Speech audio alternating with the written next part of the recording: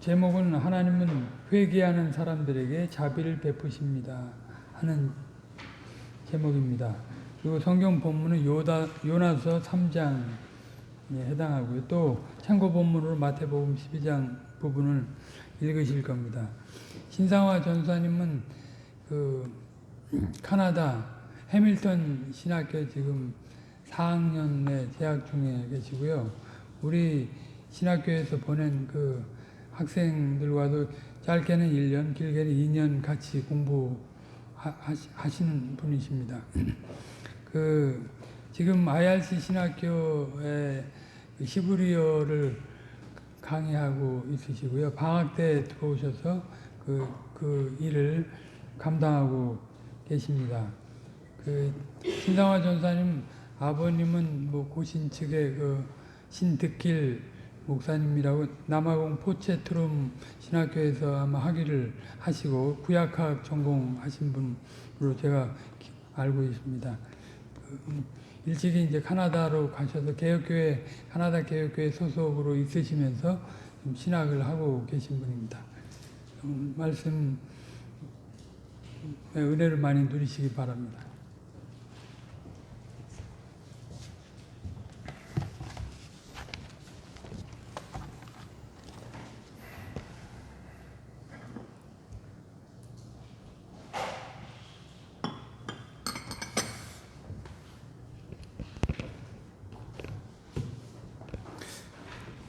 요나서 읽기에 앞서서 마태복음 12장 38절에서 42절까지 읽겠습니다. 이게 예수님께서 이 땅에 사역하실 때 니느웨 사람들의 회개를 언급하시는 때가 있는데 그 내용을 다룬 겁니다.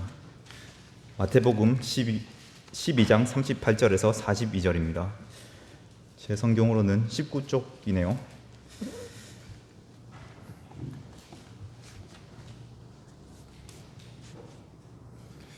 38절부터 읽겠습니다. 그때 서기관과 바리새인 중 몇 사람이 말하되 선생님이여 우리에게 표적 보여주시기를 원하나이다. 예수께서 대답하여 가라사대 악하고 음란한 세대가 표적을 구하나 선지자 요나의 표적 밖에는 볼 표적이 없느니라.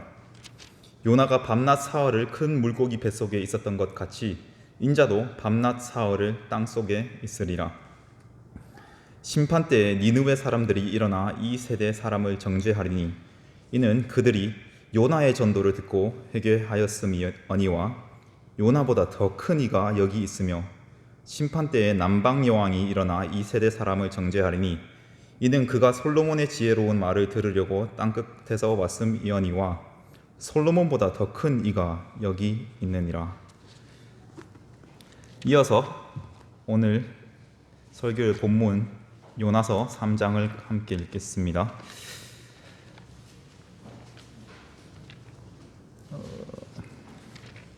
요나서 3장 1287쪽에 있습니다.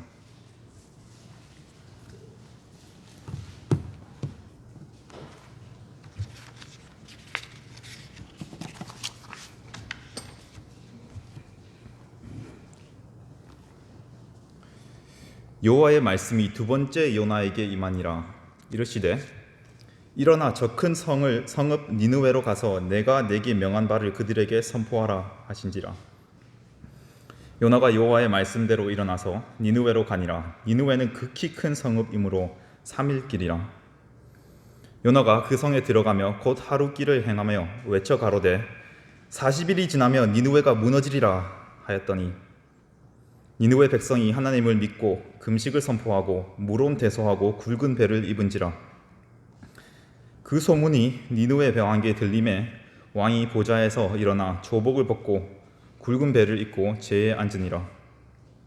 왕이 그 대신으로 더불어 조서를 내려 니느웨에 선포하여 가로되 사람이나 짐승이나 소떼나 양떼나 아무것도 입에 대지 말지니 곧 먹지도 말 것이요 물도 마시지 말 것이며 사람이든지 짐승이든지 다 굵은 배를 입을 것이요 힘써 여호와께 부르짖을 것이며 각기 악한 길과 손으로 행한 강포에서 떠날 것이라. 하나님이 혹시 뜻을 돌이키시고 그 진노를 그치사 우리로 멸망치 않게 하시리라. 그렇지 않을 줄을 누가 알겠느냐 한지라. 하나님이 그들의 행한 것 곧 그 악한 길에서 돌이켜 떠난 것을 감찰하시고 뜻을 돌이키사 그들에게 내리리라 말씀하신 재앙을 내리지 아니하시니라. 요나서 3장 펴놓으시고 제가 그 절을 말할 때마다 참고하시면 도움이 되시겠습니다.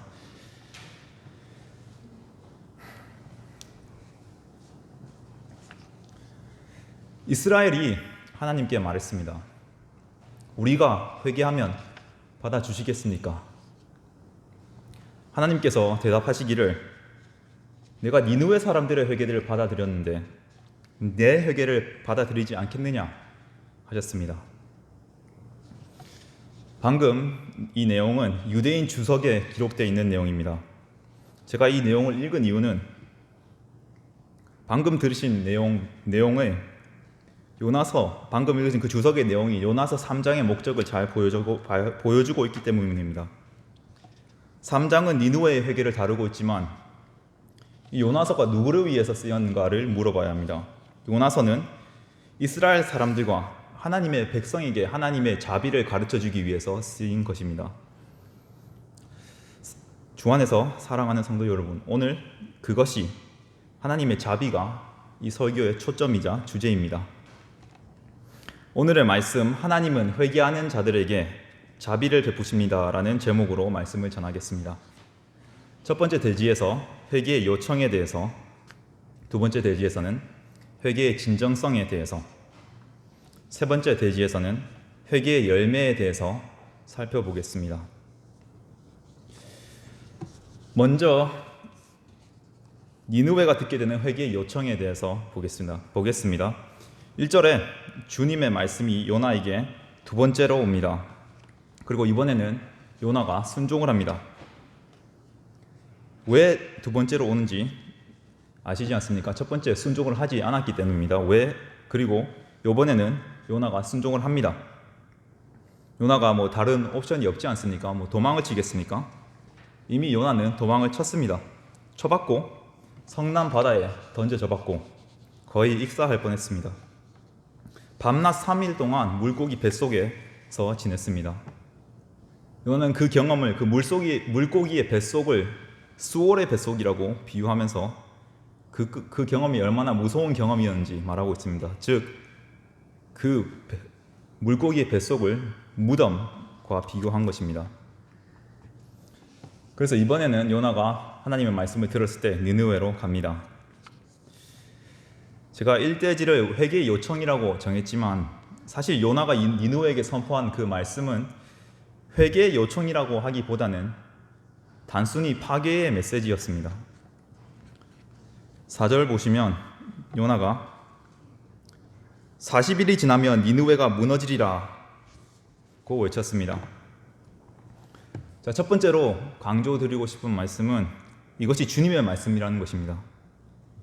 요나는 하나님께서 주신 말씀을 전하고 있습니다. 이 사실은 2절에서 나타나죠. 하나님께서 요나에게 말씀하시기를 내가 내게 명한 바를 그들에게 선포하라 하신지라. 요나가 하나님의 말씀을 1장에서 불순종했을 때 그가 겪은 일을 생각을 한다면 감히 요나가 하나님의 말씀을 바꾸거나 다른 얘기를 할 그런 엄두가 안 났을 겁니다. 그런 일을 하나님께서 요나가 겪게 하신 것을 보면은 그만큼 하나님께서 이 말씀이 니느웨 사람들에게 전해지는 것을 중요시 여긴다는 것을 알 수 있습니다. 그리고 요나가 전한 하나님의 말씀의 핵심은 니느웨가 무너지리라 라고 하는 것입니다. 니느웨가 왜 이런 파멸의 말씀을 받습니까? 1장에 하나님께서 니느웨의 악이 그에게 다가왔다고 말씀하셨습니다. 이 말씀은 니느웨의 악에 대한 하나님의 응답입니다. 하나님의 성품에 합당한 응답이죠. 하나님은 의로우십니다. 그래서 악을 벌하십니다. 니느웨는 악한 나라였습니다. 그리고 잔인한 나라였습니다. 이전에 제가 요나서 1장 설교를 할 때는 니느웨를 북한과 비교한 적이 있었습니다. 그들은 이제 적을 끔찍한 방법으로 죽일 뿐만이 아니라 그 적을 그렇게 죽이고 나서 벽화나 또 글로 그렇게 했다는 것을 자랑을 했습니다. 그들이 사람들을 고문하고 죽인 방법은 매우 잔인한데 자세한 설명은 생략을 하겠습니다. 이 사실들을 고고학에서 알 수 있는데 그 알 수 있는 그 잔인함을 본문 8절에서도 표현하고 있습니다. 본문 8절 보시면은 각기 악한 길과 손으로 행한 강포에서 떠날 것이라. 강포가 이 잔인함을 나타내는 단어입니다. 그래서 그들의 강포, 그들이 한 일 때문에 그들이 처벌받는 것, 심판받는 것은 하나님 공의 아래서 합당한 것입니다. 우리는 이들 같은 사람이 심판을 받기를 원합니다. 개인적으로 잔인하고 이렇게 사악한 사람에게 정의가 구현됐으면 하는 게 제 마음입니다. 요나가 니느웨에 가지 않으려고 했던 이유도 이런 생각 때문이었습니다. 그리고 요나는 어떻게 알았는지 요나는 하나님께서 자비로운 것을 알았기 때문에 니느웨를 가지 않으려고 했던 것입니다. 요나가 정확하게 하나님을 알고 있었죠. 하나님은 자비로우신 분이십니다. 니느웨의 사악함에도 불구하고 하나님께서 니느웨에게 은혜를 두 가지 방법으로 베푸십니다. 첫째, 하나님께서 니느웨에게 오는 심판을 알려주셨습니다. 하나님께서 니느웨를 만약에 하나님께서 니느웨를 단순히 파괴시키고 싶어 하셨다면 경고 없이 그렇게 하실 수 있었던 것입니다. 두 번째이자 주된 이유는 저희는 결과론적으로 알 수 있는 거지만 우리는 하나님께서 니느웨에게 집행유예 기간을 준 것을 알 수 있습니다. 4절을 다시 보시겠습니다. 4절에 40일이 지나면 하고 40일이라는 집행유예 기간을 주신 것입니다. 설교 앞부분에서 제가 니느웨의 이 기적적인 회개는 니느웨에게 보내는 메시지가 아니라 그 시대 이스라엘 사람들, 하나님의 백성에게 주어지는 회개의 요청이라고 말했습니다. 이게 왜 그러냐면 선지자 요나 시대 때 여러 왕들이 있었는데 이 왕들의 어떤 삶을 살았는지 열왕기하에서 읽어보면은 정말 이스라엘 왕들이 하나님께 충실하지 않았다는 것을 알 수 있습니다. 아마 지금 이 시대 때 여로보암 2세가 활동하던 시대인데 여로보암 2세, 그의 아버지 또 요아스, 또 여로보암 2세의 아들 스가랴 모두 주님 앞에서 악을 행했습니다.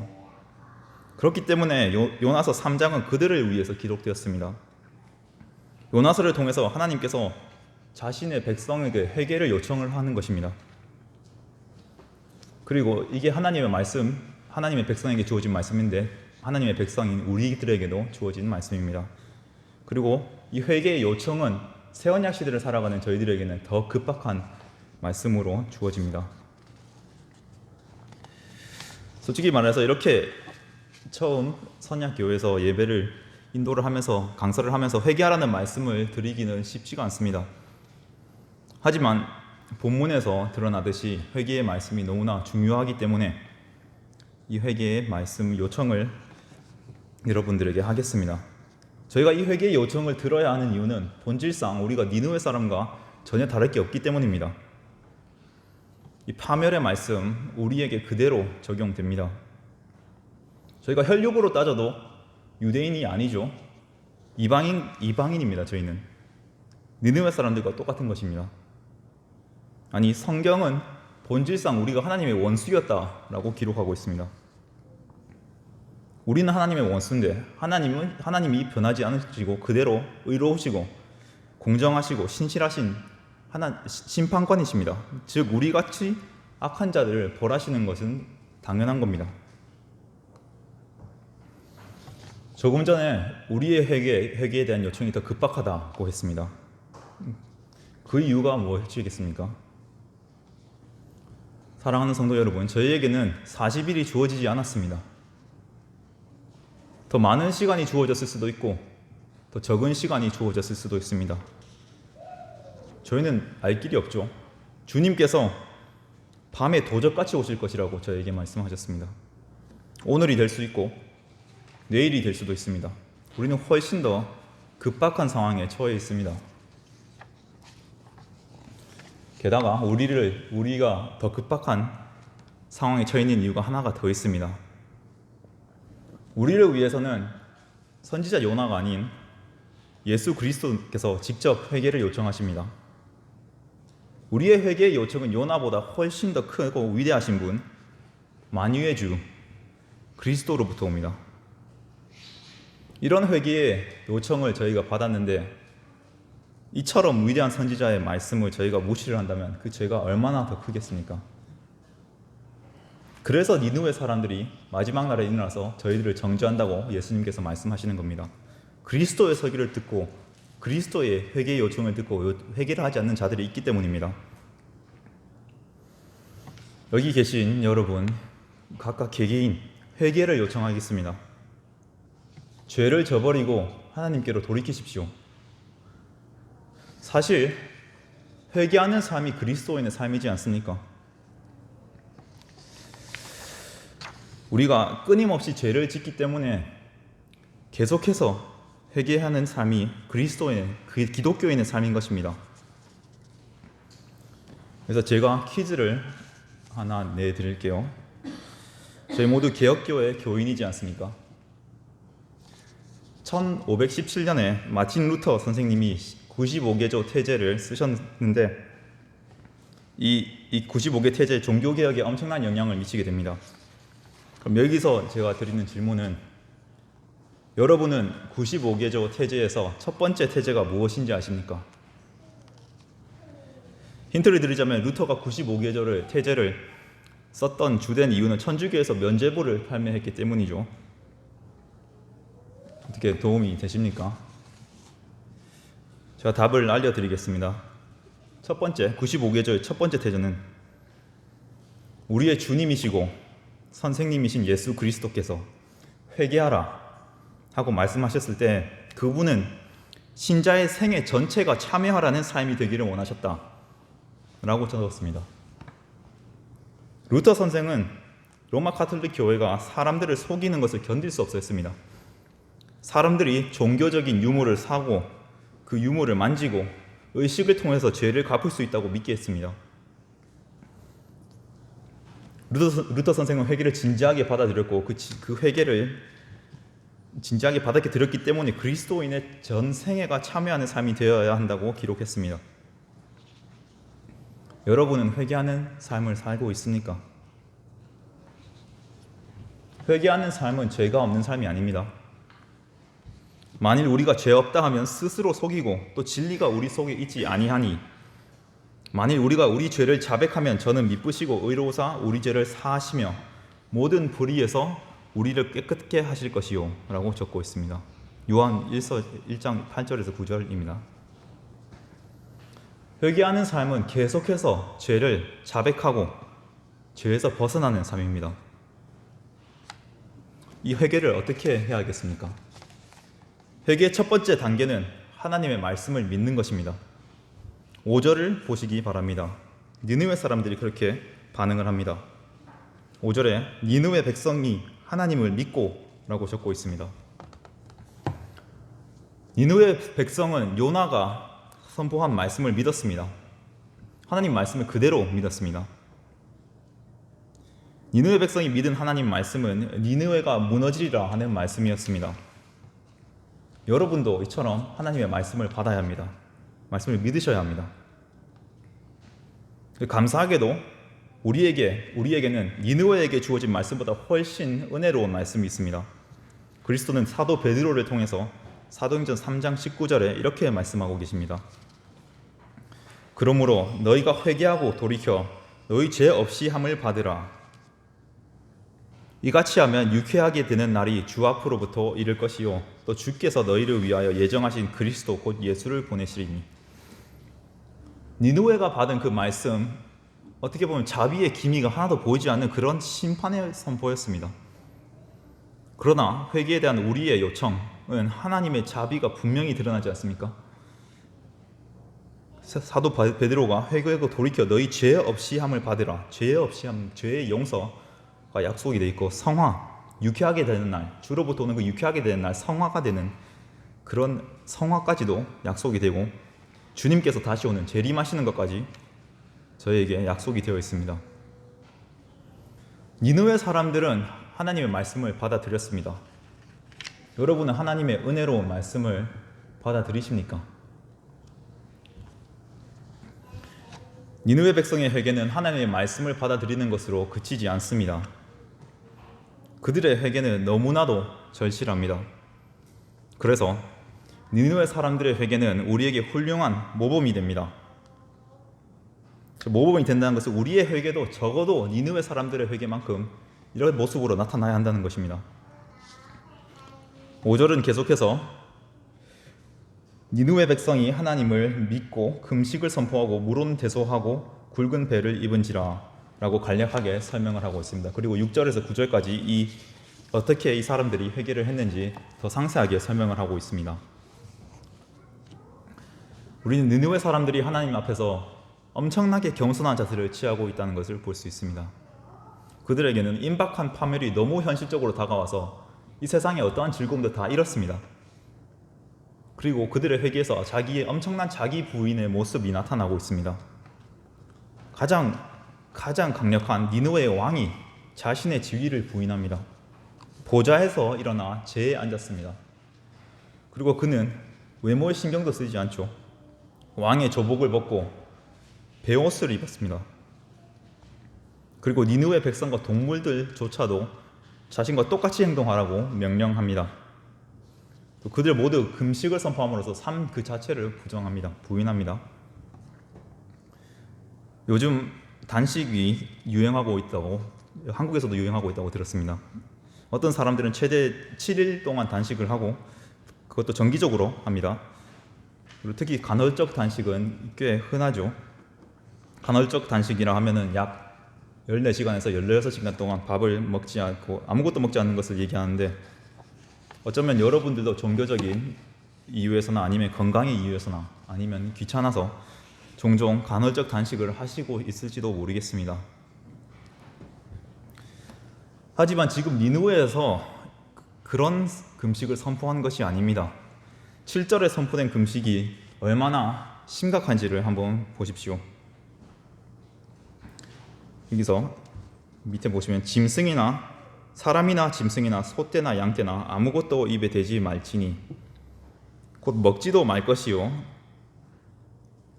여기 보시면 물도 마시지 말 것이라 말 것이며라고 적고 있습니다. 이 사람들이 물도 마시지 않는 금식을 하고 있습니다. 최근에 배고픔을 느끼신 적이 있으십니까? 아니면 배가 아플 정도의 배고픔을 느끼신 적이 있으십니까? 전쟁을 경험하신 분들은 너희들은 배고픔이 뭔지 모른다, 뭔지 알지 못한다 라고 말씀하시는 때가 있는데 아마 그분들의 말씀이 맞다고 생각합니다.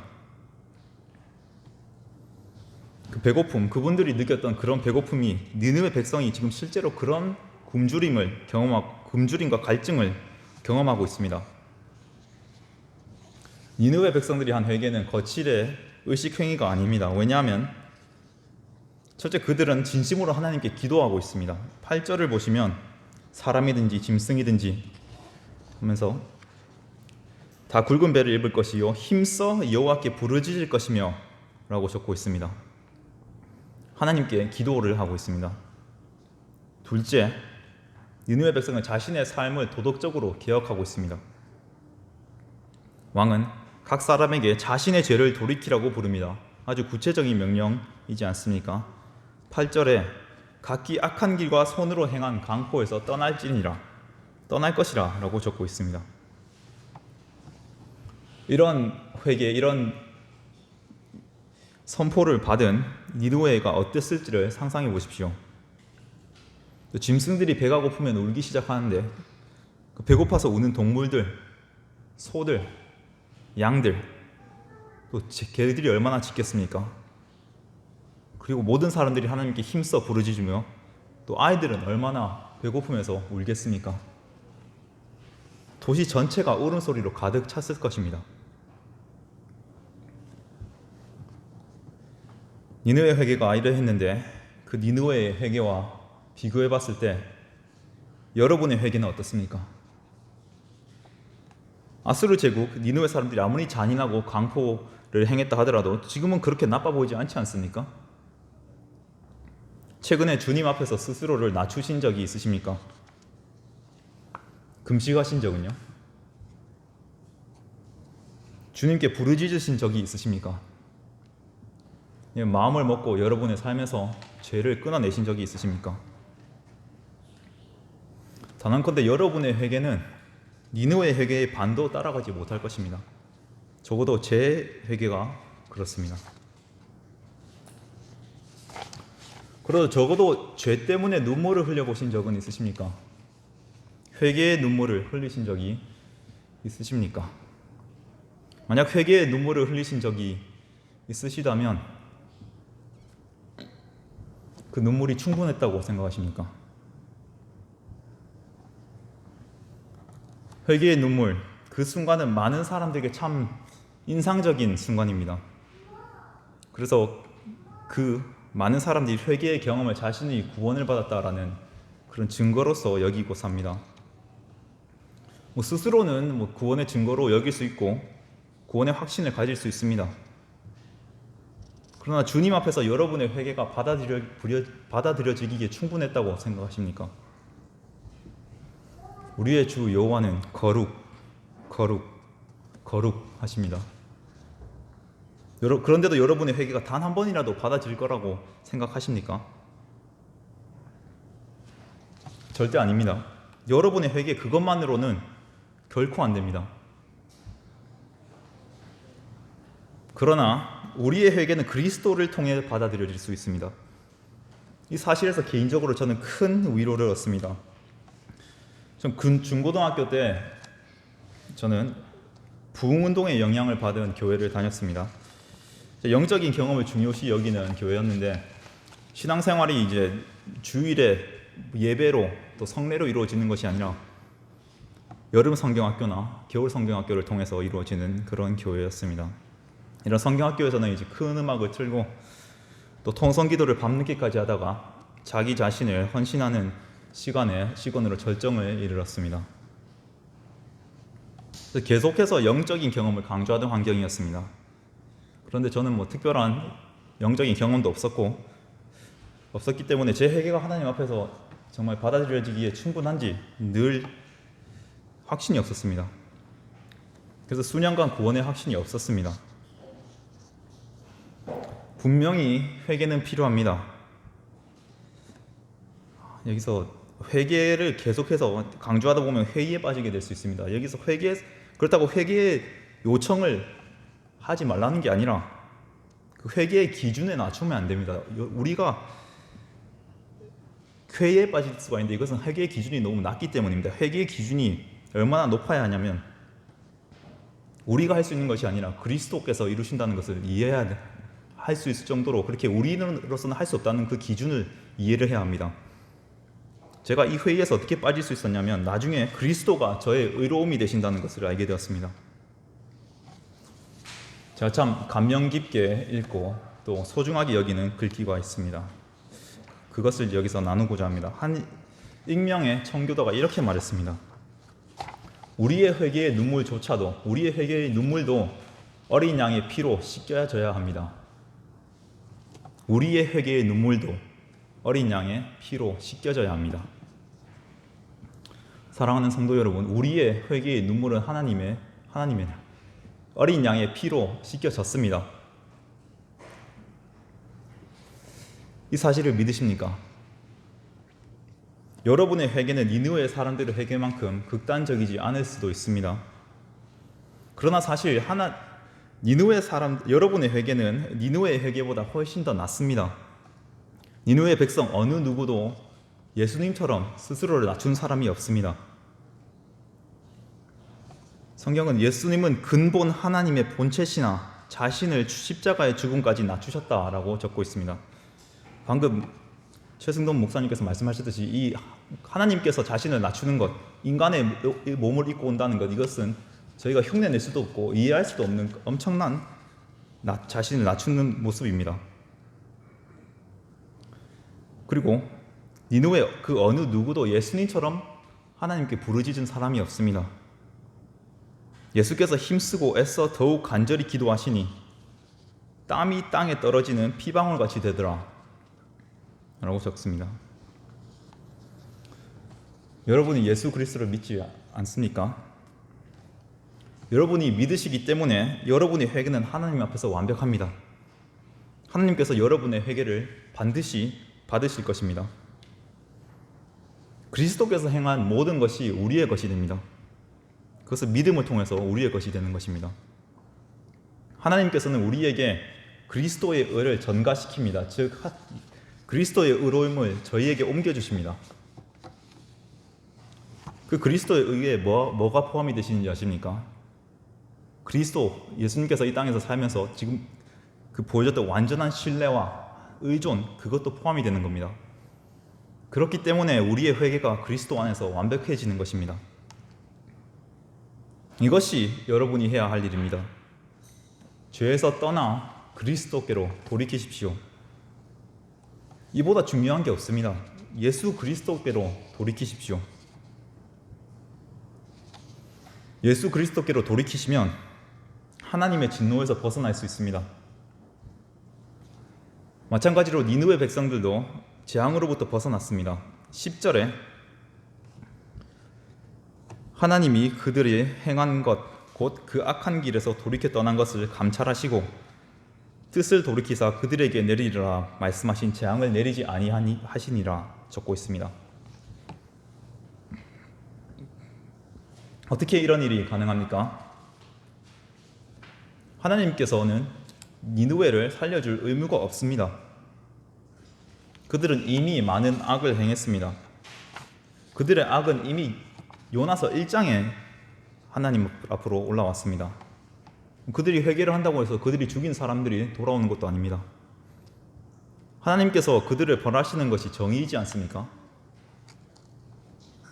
예를 하나 들어보겠습니다. 한 학생이 뭔가 나쁜 짓을 해서, 심각하게 나쁜 짓을 해서 퇴학을 당할 위기에 놓였다고 상상해 보시길 바랍니다. 그리고 이 학생은 미래를 생각할 때 퇴학을 당하는 것이 얼마나 끔찍한 일인지 뒤늦게 깨닫습니다. 그리고 후회합니다. 그래서 이 학생이 용서를 구한다고 칩시다. 하지만 이미 엎질러진 물이지 않습니까? 피해를 당한 교사와 학생과 학부모는 이 학생이 용서를 구했다고 해서 용서를 해줘야 합니까? 피해자들의 정신적인 피해는 어떻게 하겠습니까? 아니, 이 학생이 교훈을 배울 수 있게 그냥 퇴학시키십시오 말할 수 있는 것입니다. 그럼 이 학생이 회개를 하면서도 이 퇴학위원회가 열리면은 아무런 확신이 없지 않겠습니까? 본문의 니느웨의 왕이 그러합니다. 왕이 회개를 하면서도 그대로 니느웨가 망하게 될지 아니면 살게 될지 알지를 못합니다. 9절을 보시면 하나님이 혹시 뜻을 돌이키시고 그 진노를 그치사 우리로 멸망치 않게 하시리라. 그렇지 않을 줄을 누가 알겠느냐 한지라. 확신이 없습니다. 그러나 오직 하나님의 긍휼 덕분에 그들이 살았습니다. 확신이 없는 그들과 비교해 봤을 때 저희가 얼마나 복을 더 많이 받았습니까? 니느웨 백성은 요나의 선포를 듣고 회개했습니다. 그 말씀은 복음이라기보다는 순전히 파멸의 말씀이었습니다. 요나의 선포도 명백하게 예수 그리스도가 드러나지도 않았습니다. 그러나 저희는 요나보다 더 위대한 사람, 예수 그리스도께서 직접 복음을 전해주셨습니다. 저희는 누가 알겠느냐라고 물을 필요가 없습니다. 저희는 압니다. 하나님께서 우리의 회개를 분명히 받아들이실 것입니다. 왜냐하면 두 번째 대지에서 보았듯이 그리스도 안에서 우리의 회개는 완벽할 뿐만 아니라 우리는 죄의 용서 또한 받았기 때문입니다. 우리가 행한 이 모든 악은 그리스도에게로 옮겨졌습니다. 제가 이 진리를 아름답게 표현한 구절을 읽어드리겠습니다. 이 구절은 종종 영어에서 번역하면은 위대한 교환이라고 불리는 절입니다. 하나님이 죄를 알지도 못하신 자로 우리를 대신하여 죄를 삼으신 것은 우리로 하여금 저희 안에서 하나님의 의가 되게 하려 하심이니라. 고린도후서 5장 21절 말씀입니다. 하나님이 죄를 알지도 못하신 자로 우리를 대신하여 죄를 삼으신 것은 우리로 하여금 저희 안에서 하나님의 의가 되게 하려 하심이니라. 다시 한번 강조하겠습니다. 저희는 불확실해 하지 않아도 됩니다. 누가 알겠느냐 물어볼 필요가 없습니다. 우리는 알고 있습니다. 우리는 그리스도께서 우리를 위해서 죽었다는 것을 압니다. 죄를 알지도 못하는 사람이 죄의 형벌을 받았습니다. 사도 바울이 얼마나 강력하게 이 사실을 표현하냐면 예수님이 죄인이 되었다라고도 표현하지도 않고 죄로 더럽혀졌다라고도 표현하지 않습니다. 그리스도로 하나님께서 그리스도로 죄를 삼으셨다라고 적고 있습니다. 죄 그 자체가 되는 것입니다.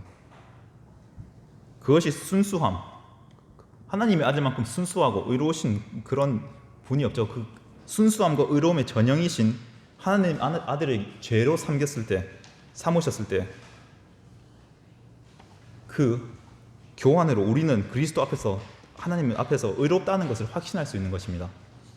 하나님 앞에서 저희는 의롭다는 것을 확신할 수 있습니다. 우리의 의로움, 이 사도 바울이 얼마나 확신을 차 있냐면 그는 우리가 하나님 앞에서 의로워졌다라고 적지 않습니다. 그리고 우리가 우리의 의를 묘사하지도 않고 우리가 하나님의 의가 되었다라고 적습니다.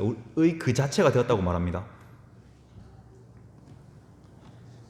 저희는 니느웨 사람들처럼 하나님의 진노를 두려워할 필요가 없습니다. 저희는 하나님의 진노를 경험하지 않을 것입니다. 그것만으로도 참 복인데 게다가 그게 다가 아닙니다. 하나님께서 저희의 죄를 사해 주실 뿐만이 아니라 우리를 하나님의 자녀로 받아들이십니다. 이 사실을 어떻게 이해해야 합니까? 양자됨은 니느웨 백성들은 들어보지도 못한 것입니다. 그들은 단지 멸망하지 않기를 바랄 뿐입니다. 이것은 아무도 예상하지 못했다고 이 구원은 이사야서가 적고 있습니다. 여러분은 우리가 그리스도 안에서 얼마나 복됐는지 아시겠습니까? 우리는 예수 그리스도를 통해서 하나님의 자녀로 입양됩니다. 하나님께서 그리스도 안에서 우리에게 훨씬 더 많은 복을 주셨습니다. 한 주간 사시면서 하나님께 이 주신 복을 생각을 하시면서 감사하는 삶을 사는 여러분들이 되시기를 바랍니다. 함께 기도하겠습니다.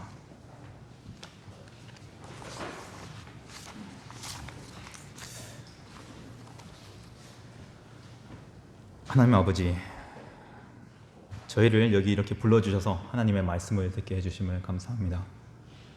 저희는 저희 속에 아무런 공로가 없으나 그리스도의 의에 의존하면서 하나님 앞으로 이렇게 기도하며 나옵니다.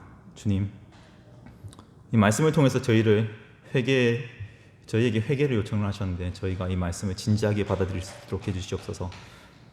저희가 다른 사람이 이 자리에서 생각하는 것이 아니라 우리가 스스로 얼마나 회개가 필요한지 깨닫게 해주시옵소서. 정말 저희에게 성령님을 허락해 주셔서 저희의 죄를 인식할 수 있도록 해주시고 그 죄가 얼마나 심각한지 또 하나님의 마음을 얼마나 슬프게 하는지 깨닫게 해주시옵소서. 저희 매일 죄를 싸울 때 하나님께서 저에게 힘주시고 저희의 죄를 끊어낼 수 있도록 해주시옵시고 계속해서 저희 교만과 그 어떤 저희들 이 자리에 있는 개개인의 죄가 있든지 하나님께서 저에게 힘을 주시옵소서. 또 죄가 얼마나 잘못되는가 알게 해주시고 저희들 죄를 합리화하지 않도록 계속해서 도와주시옵소서. 이것이 우리의 힘으로 우리의 열심으로 하는 것이 아니라 계속해서 하나님께서 보내주신 그리스도를 바라보며 그분에게로부터 힘을 구하게 해주시옵시고 그리스도의 그 죽으심과 부활하심의 그 힘에 의지해서 날마다 저희의 옛사람을 죽이게 해주시고 새 사람이 살아날 수 있도록 힘을 주시옵소서. 그리고 그리스도 안에서의 그 복, 그에 감사하며 그 감격을 통해 그 감격으로 계속해서 주님 앞에서 살아갈 수 있는 저희들 되게 해주시옵소서.